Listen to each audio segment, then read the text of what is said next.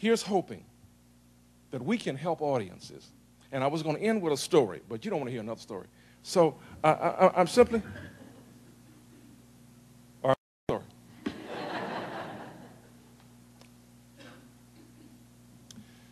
Many, many years ago in Angola, there lived a girl with beautiful, large eyes. Whenever she walked through the village, her gaze was more than the young men could bear. On the summer that she was to marry, a drought came upon the region. Crops dried up, the earth dried up and turned to dust, and the people began to starve. And when a man's mind is on food, he cannot think of marriage, even to one so beautiful as the girl with the large eyes. She had very little time to think of her own misfortune, because it was her duty each day to go to the riverbed and to scoop up what clay she could from the riverbed and to squeeze what water she could from the clay. One day she goes to the riverbed. She begins to scoop up the clay. She begins to squeeze the water from the clay, and a fish appears. And he says to her, "Give me your pitcher." She obeys, and he fills it with cool, clear water.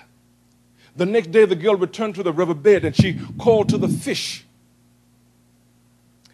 And he says to her, "Give me your pitcher." She obeys, and he fills it with cool, clear water. Each day the girl returned to the riverbed. Each day she called to the fish. Each day the fish filled her pitcher with cool, clear water. And the girl became very fond of the fish.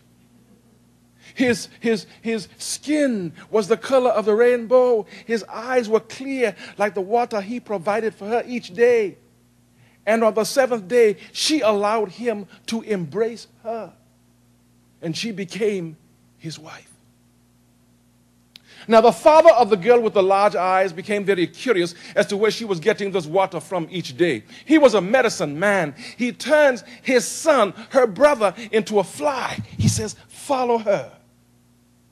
Report back to me." The next morning, the father, the son, the brother accompanies the girl with the large eyes to the riverbed. He watches in amazement as she calls to the fish. He watches in amazement as she allows the fish to embrace her. Humiliated by this, he flies back to his father to tell his father of this disgraceful occurrence. The next morning, the father and the son went to the bank where the fish was, and they called to the fish. And when he appears, they kill him. They pick up the fish. They take it back to the girl with the large eyes. They throw it at her feet, and they say to her, "We have bought you your husband." She looks down at the fish. Eyes grown cloudy. Skin no longer the color of the rainbow. And her eyes began to fill with tears. She picks up the fish. She begins to walk, wondering what is to become of the child that she is carrying inside her. If they killed her husband, would they not also kill her children? She walked for many, many miles until she came to a cool, clear stream.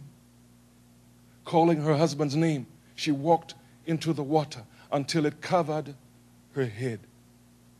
But before she died, she gave birth to many, many children. And they can be seen on the beds of the river today as water lilies. Whenever I tell that story to a school group, they look at me and you can see them saying, "Why would this dude come to our school, tell us a story about a girl who falls in love with a fish, and she got big eyes, and they produce little tulips for babies? What is wrong with him?" Then I ask them to look at their teachers, and they do. And then I say,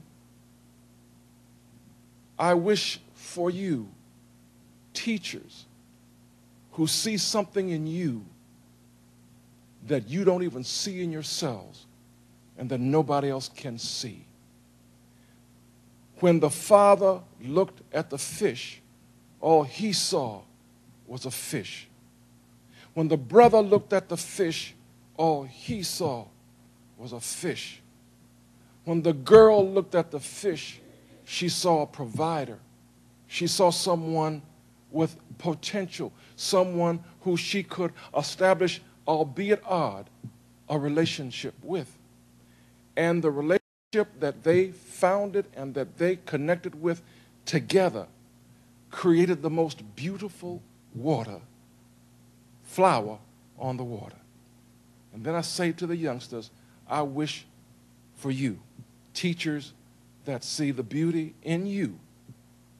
And I wish for you, exhibits, museums, experiences that challenge your guests, your visitors to that museum, to see potential in themselves and in this great country of ours that they would not see otherwise.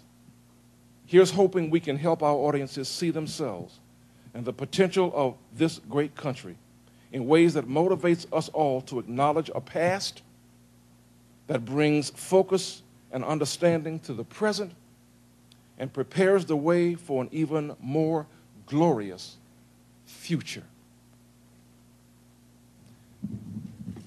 Thank you. Thank you very much.